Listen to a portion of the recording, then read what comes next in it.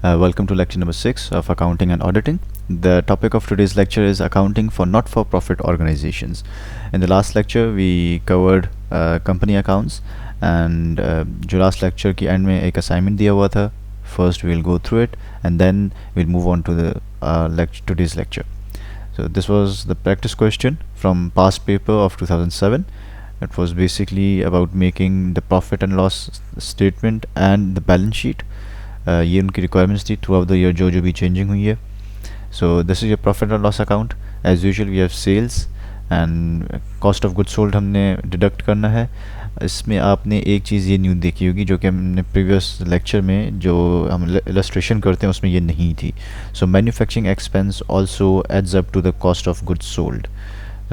Finally, you have the gross profit of 50,334 rupees, and then you're gonna deduct the expense such as director ki fees, managing director ki commission, establishment expenses, provident fund, provision for taxes, and all other expenses. You have profit for the year. अगर और कोई income जैसे interest on investment हमारे पास था यहाँ पे ये, so interest on investment, actually interest on investment है, and then we have total income for the year. Dividend was proposed किया था 5 rupees per share, पर वो अभी तक डिस्ट्रीब्यूट नहीं हो रहा. Then we have the balance sheet में you have your non-current assets and current assets. This is very self-explainable. Subscribed and paid up capital, general reserve and accumulated profit. अच्छा, यहाँ पे मैंने एक वर्किंग नोट बनाया होगा. ओके, वर्किंग नोट नहीं बनाया हुआ. So how does the figure rounds up to 14,058. So let's go back over here. Let's see यहाँ पे हमारा जो प्रॉफिट दिया हुआ है जो कि ब्रॉट फॉरवर्ड हो रहा है 8,423. ठीक है जी. So what we are gonna do, we are going to make a working paper जो कि मैं भी यहाँ पे बना देता हूँ. ओके जी, वर्किंग नोट्स के नाम से हम कर देते हैं. So you have total income for the year का जो फॉर्मूला है, total income for the, this is rough work by the way.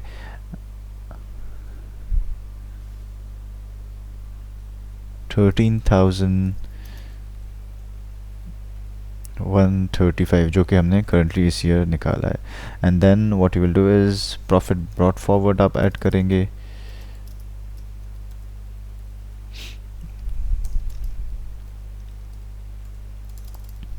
which is 8,423. So we have total profit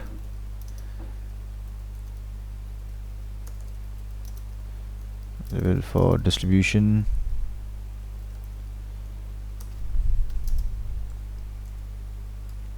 it's gonna be 21558. Okay जी, 21558. And then interim dividend हमारे पास एक इसमें हमने देना है. Interim dividend which is going to be deducted from this amount, which is 7,500.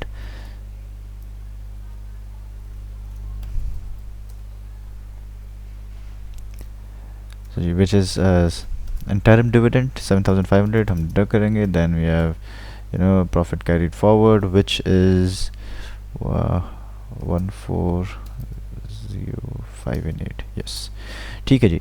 so ये आपका अमाउंट यहाँ आ गया 14,058. I hope it's understandable now.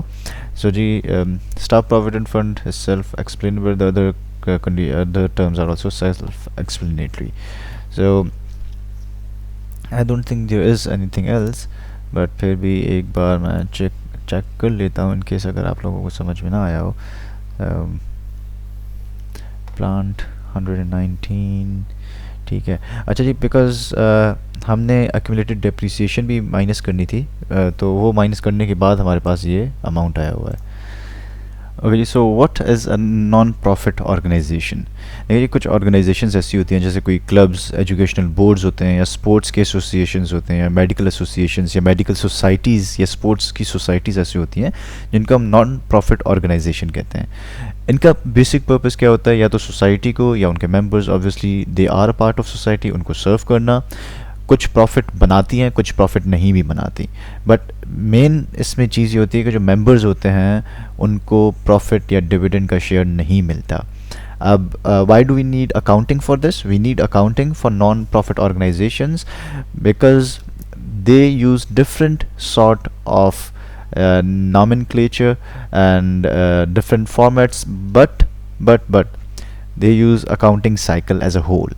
So हमने वो समझना है, जैसे कि हम जहाँ पे हमारा लॉस आता है, हम वहाँ पे इन नॉन प्रॉफिट ऑर्गेनाइजेशन की अकाउंटिंग में हम वहाँ डेफिसिट बोलते हैं, जहाँ प्रॉफिट होता है हम वहाँ सरप्लस बोलते हैं, और जहाँ पर जो यूजुअली जो इक्विटी रिजर्व्स होते हैं, जो ओनर की जो इन्वेस्टमेंट होती है, हम यहाँ पे उसको इक्विटी फंड बोलते हैं। And what ever the surplus amount is, जो कि उसका इक्विटी अकाउंट बनता है, हम उसको अक्यूमुलेटेड फंड बोलते हैं, या अक्यूमुलेटेड सरप्लस भी बोला जाता है। ठीक है जी। So receipt and payments, there basic three accounts जो हमने यहाँ पे समझने। एक है receipt and payments. Receipt and payments is basically a cash book, कि आपने कितनी रिसीट सीधे आप कितना आपने इन लिया है कैश, और कितना आपने पेमेंट्स की हुई हैं। सो ओपनिंग जो है इसकी बैलेंस ऑफ कैश होती है, या बैंक इफ़ एनी, अगर जो भी इसमें स्पेसिफाइड हो, और जितनी भी कैश या बैंक की ट्रांजैक्शंस होती हैं एक नॉन प्रॉफिट ऑर्गेनाइजेशन की, वो इसमें नोट डाउन की जाती है during a particular financial period. ठीक है जी। ओके, इसमें एक चीज़ है कि जितनी भी कैश रिसीट्स हैं कैपिटल या रेवेन्यू से रिलेटेड, वो सारी डेबिट की जाती हैं, और जितनी भी पेमेंट्स हैं कैपिटल या रेवेन्यू से रिलेटेड, जो भी एक्सपेंस हैं, वो जो है आप जो है इसमें क्रेडिट करते हैं। Then we have income and expenditure account. Income and expenditure एक नॉमिनल अकाउंट है। जितने भी रेवेन्यू नेचर के जो भी एक्सपेंसेस होते हैं, जो कि ऑपरेशनल जो भी आपके एक्सपेंसेस होके, वो आप यहाँ पे डेबिट करते हैं ऑन एक्रियल बेसिस। और जो भी रेवेन्यू और इनकम की जो हमारी होती है, revenue related to our incomes जो जितनी भी आती हैं, वो जो है पर्टिकुलर टाइम पीरियड की, वो भी आप इसमें क्रेडिट करते हैं on accrual basis. Accrual basis अब होता क्या है? Accrual basis is basically one of the basic fundamentals of accounting. Accrual basis is कि जी आपने एक ट्रांजैक्शन रिकॉर्ड करनी है रिगार्डलेस ऑफ कैश, जब भी एक्सचेंज हो, फ्यूचर में हो, पास्ट में हुई हो, पर आपने अगर ट्रांजैक्शन वो उस वक्त हो रही है तो आपने वो ट्रांजैक्शन उस वक्त जो है रिकॉर्ड करनी है। ठीक है जी। Then is the balance sheet. So ये आपकी एक समरी है। क्या आप यहाँ लिख लेंगे कोई भी रिसीट्स आपने जो है मिली हैं आपको, वो आप यहाँ लिख देंगे। और उसके अलावा डेबिटर्स, जितने भी डेट आपने आपको मिला लोगों से, you will write it over here. Membership fees क्या होती है वो डिटेल में हम आगे पढ़ेंगे। एनुअल सब्सक्रिप्शन क्या होती है वो भी हम आगे पढ़ेंगे। But these are the accounts you are gonna put in the debit side. Payments में टैक्स का कोई एक्सपेंस है, डोनेशंस जो आप दे रहे हैं, ले नहीं रहे, आप जो दे रहे हैं, परचेज ऑफ फर्नीचर, ठीक है जी, और इन्वेस्टमेंट इन शेयर, और इसी तरह का कोई और कैश पेमेंट जो भी आप कर रहे हैं वो आप इस कॉलम में यहाँ लिखेंगे। बाकी जो बैलेंस बचेगा that would be carried forward. Then is income and expenditure account. जैसे कि मैंने आपको बताया, it's a nominal account for expenses of revenue nature and revenue income. But इसमें हम कैपिटल से रिलेटेड जो भी इनकम एंड एक्सपेंस होगी वो हम नहीं डालते इसमें। इसी तरह एक्सपेंडिचर में आपके salary expense, sundry expense, utility expense, membership, entertainment, ENT मैंने शॉर्ट करके लिखा हुआ है। और कोई भी अगर आपके पास सरप्लस हो रहा है, if you have extra cash after cutting of expenses and income, you will put it on the debit side. और अगर आप डेफिसिट या लॉस हो रहा है तो आप वो जो है क्रेडिट साइड इनकम वाले कॉलम में उसको नोट डाउन करेंगे। ये इसी तरह सन्ड्री कोई कोई रिसीट्स आपके पास, सन्ड्री रिसीट्स, वेरियस रिसीट्स जो भी हैं वो आपके पास आ रही है इनकम की, वो आप यहाँ रखेंगे। और डोनेशंस जो आपको मिल रही हैं वो आप यहाँ पे मेंशन करेंगे। Subscription fee obviously it's an earning, इसी तरह का यहाँ पे आपने इन्वेस्टमेंट की है, you are getting profit out of it. Sales of tickets and deficit, deficit is obviously loss. So balance sheet, इसमें सिर्फ एक चेंजिंग आप देखेंगे, which is capital fund which is used instead of owners equity, and advance subscription. Advance subscription is a liability, लोग जो आपसे societies को advance subscribe कर चुके होते हैं। So what is the basic difference between receipt and payments account and income and expenses account? So I've summarized all some of the points over here. एक cash book है, एक जो है प्रॉफिट एंड लॉस से मिलता जुलता है। एक कैश बेसिस पे किया जाता है, दूसरा एक्रुअल बेसिस पे किया जाता है। आउटस्टैंडिंग अमाउंट आप यहाँ एक्सक्लूड कर देते हैं, आप नहीं रखते। जो भी पिछला रहा क्या हुआ है वो आप नहीं रखते। जो उस वक्त कैश, ऐसे समझें जो भी आप कैश एक ड्रॉर से निकल रही है और जो आ रही है आपने वो पकड़ना है। Opening cash and bank balance होती है, एंड भी जो है closing cash and bank balance उसकी एंड होती है, ठीक है जी। इससे जो है आपका INE means income and expenditure account बनता है। इसी तरह इनकम एंड एक्सपेंडिचर अकाउंट से आप बैलेंस शीट बनाते हैं। Some terms you should know, एक हो गया capital fund. Capital fund is basically also known as general fund या एक्यूमुलेटेड फंड। ये एक कैपिटल होता है नॉन प्रॉफिट कंसर्न का, एक नॉन प्रॉफिट बिजनेस का कैपिटल को हम कैपिटल फंड बोलते हैं। फिर आ गया स्पेशल फंड। इसी तरह आपको कोई स्पेशल डोनेशन मिल रही है, किसी ऑर्गेनाइजेशन ने, किसी फॉरेन डोनर ने, किसी गवर्नमेंट ने एक डोनेशन दे दी कि भाई ये हम फंड दे रहे हैं आपको, या एक स्पेशल सब्सक्रिप्शन है कि भाई ये हमने बिल्डिंग बनानी है, we need funds for it, this is special fund. वो उसी नाम से स्पेशल फंड बनाया जाता है और उसी पर्पस के लिए इस्तेमाल किया जाता है। इसी तरह डोनेशंस किसे बोलते हैं? डोनेशंस रेवेन्यू कंसीडर की जाती हैं अगर आपको मिल रही हैं, और अगर आप दे रहे हैं तो फिर एक्सपेंस किया जाएगा और डेबिट किया जाता है income and expense account. Legacy is basically कोई भी बंदा जो मर गया हो, जो a person who has passed away, deceased person, उसकी विल के थ्रू, जो आपके मूवीज़ में देखा होगा कि ये मैं इस चैरिटी फंड को अपनी मिल्कियत या विल में इतना सा हिस्सा डोनेट कर रहा हूँ। So that amount received, whatever the amount is, या property whatever it is, जो भी रिसीव होता है उसको लेगेसी रिसीव्ड के नाम से बोला जाता है। एंट्रेंस ऑफ एडमिशन फ़ी, देखिए जी, अगर कोई स्पेसिफिक उस क्वेश्चन में आपके पास रूल्स या आपके पास कोई फ्रेमवर्क दिया गया है कि जी एडमिशन फ़ीस वहाँ करनी है, यहाँ करनी है, अगर नहीं तो जो स्मॉल अमाउंट है वो आप क्रेडिट करते हैं इनकम एंड एक्सपेंस अकाउंट में, जबकि जो वन टाइम अमाउंट होता है, लार्ज अमाउंट, वो जो है कैपिटल फंड में डाला जाता है। देन आ गया जी subscription. You guys should focus on this because this is a bit technical. अच्छा जी, सब्सक्रिप्शन रिसीवेबल, इसमें बेसिकली है क्या जी कि जो लास्ट ईयर का जो सब्सक्रिप्शन जो आउटस्टैंडिंग है वो यहाँ हम लिख देते हैं, जो आउटस्टैंडिंग ऑफ प्रीवियस ईयर्स, ठीक है। और यहाँ पे हो गया जो एडवांस ऑफ प्रीवियस ईयर्स, थोड़ा सा इसको बढ़ाना पड़ेगा।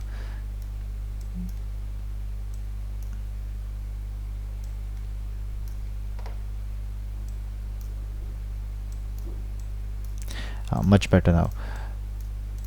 Okay.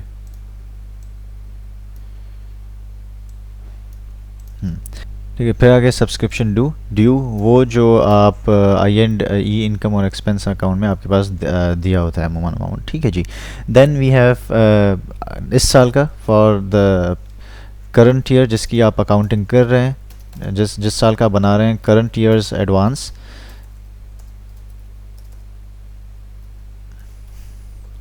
and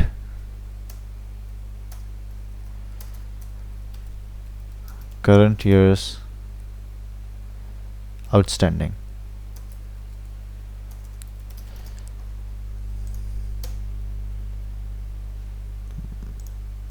I guess much better now. So ये हो गया आपका subscription. So now coming towards the illustration. The following is the receipt and payments account of Lawrence Club for the year ended 31st December 2017.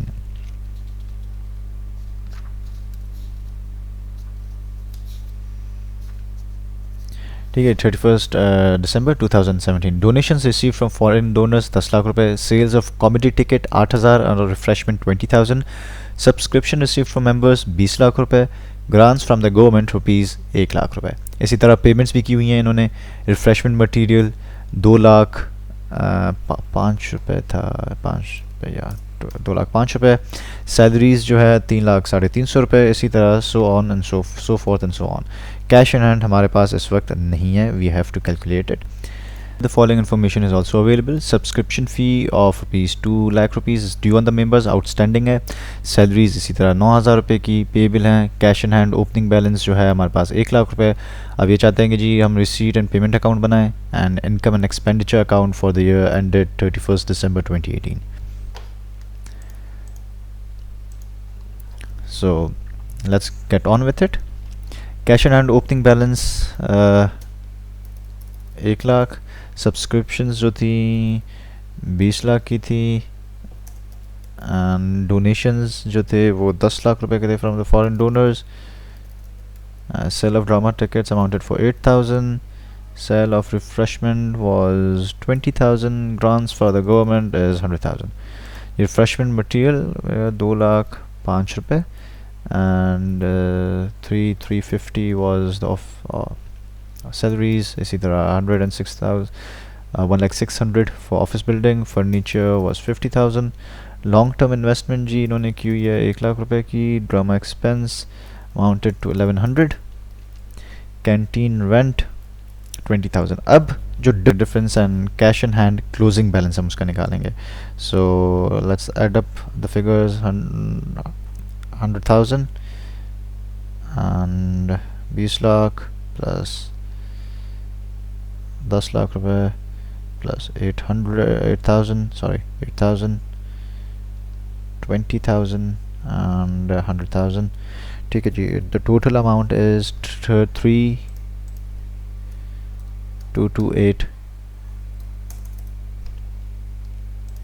If we minus the amount of 2 lakh 5, 300, 350 and 100, 100 and 600 minus 50,000, 100,000, 1,100. तो जी हमारे पास जो amount बचता है that is 2,455,945. If you total it, it's gonna be 3,228,000. So this was a receipt and payment. अब आ जाते हैं हम income and expenditure में जी. सो उस सिर्फ टाइम पीरियड की हमें एक्सपेंसेस उठानी है. रिफ्रेशमेंट कितने की थी जो हम वहाँ पेमेंट करके भी आए पर हमें यहाँ एक्सपेंस में डालना है. परचेजेस जो थे एक तो परचेजेस अच्छा इस रिफ्रेशमेंट के साथ ही है. परचेजेस नहीं है, sorry I got confused. Salaries तो एक तो 3 लाख 350 रुपये वो और आउटस्टैंडिंग भी थी. I guess will have to check कितनी आउटस्टैंडिंग है. ये 9,000 रुपये. So 300 350 plus 9,000 plus 3,09,000 350.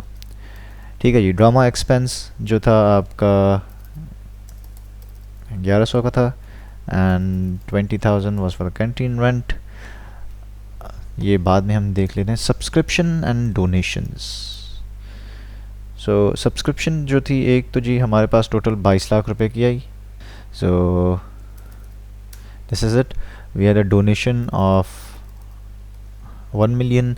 इसी तरह 8,000 रुपये हमारे पास यहाँ से आ गए. 20,000 रुपये एंड गवर्नमेंट ग्रांट उन्होंने जो दिया था of 100,000. So if you calculate this all, so the total amount should be 3,280,000. So if you're going to minus 3,280,000 तो 2,128 and so the difference is 2,797,545. ये हमारा surplus. So actually they are excess of income over expenditure, so they are making profits. 328,000. Now finally we'll be making the statement of affairs showing capital fund. जी current asset cash in hand, cash in hand हमारे पास कितना आ रहा था? Cash in hand हमारे पास closing balance था 2,455,945, ठीक है जी। सब्सक्रिप्शन वी हैड 200,000 की सब्सक्रिप्शन रिसीवेबल जो थी, ठीक है जी। फिर आपके आ गए non current assets, furniture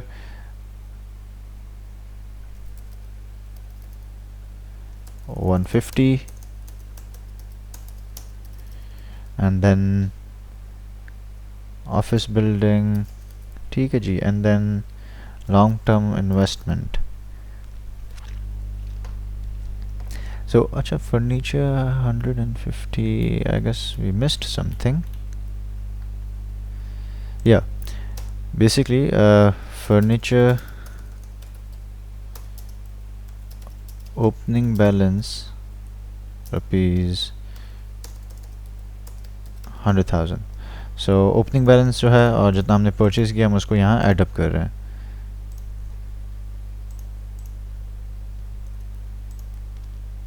so opening balance plus 100,000 और 50,000 को जो हमने परचेज़ किया वो हम एडअप कर रहे हैं। कैपिटल जो था हमारे पास, कैपिटल में पहले तो आ गया कैपिटल फंड, जो ओपनिंग था we had 200,000 and surplus is 2,797,545 और सैलरीज पेबल 9,000 रुपीज़ जो कि आउटस्टैंडिंग है। So the total is 3,006,549. So here we go. So this is how we do the not for profit organizations accounting.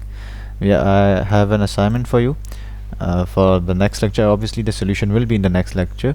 There are subscriptions basically from 3 old years, and this is actually from the past paper of 2008, ठीक है जी। So थोड़ा सा मैं आपको बता दूं कि जो सब्सक्रिप्शंस जो आपकी पुरानी हैं वो आपने पहले तो एक वर्किंग नोट बनाना है, आपने सिर्फ पहले करंट ईयर की सब्सक्रिप्शन उठानी है इनकम एंड एक्सपेंडिचर में, ठीक है। बिकॉज यहाँ पे लिखा हुआ है there are 500 members each paying an annual subscription of 50, so it will be 25,000 rupees जो कि आपका इनकम एंड एक्सपेंडिचर में आएगा। These all would be counted as an old calculation. So when जब आप वर्किंग नोट बनाएंगे, जैसे मैंने सब्सक्रिप्शन पीछे बनाया वर्किंग नोट, इसी तरह आपकी जो सब्सक्रिप्शन रिसीवेबल है वो 500 फॉर द लास्ट ईयर वो आएगी दिस वन एरियर्स जो कि 2005 के आपके रह रहे हैं, and then you will have last year की जो सब्सक्रिप्शंस आपने रिसीव किए हैं वो ये रही है आपके पास। जो आपने कैश रिसीव किया रिसीव 21,000 वो आप दूसरे कॉलम में डालेंगे, एंड सब्सक्रिप्शन ड्यू जो है दैट वुड बी 25,000, और इसी तरह जो सब्सक्रिप्शन रिसीव्ड इन एडवांस अगले साल की दैट इज़ 600। आप इनको कैलकुलेट करेंगे तो आपके पास जो सब्सक्रिप्शन रिसीवेबल आ जाएगा that would B 5,100। So the total amount would be 26,100 for the working note of subscription income. I know it's a bit a tough question. ये तो वही बात होगी कि मैथ्स की क्लास में 1+1 सिखाते हैं एंड पेपर में पूछा जाता है कि a+b का क्या आंसर होगा, but well that's how you have to work out. CSS के एग्ज़ाम्स ऐसे ही होते हैं।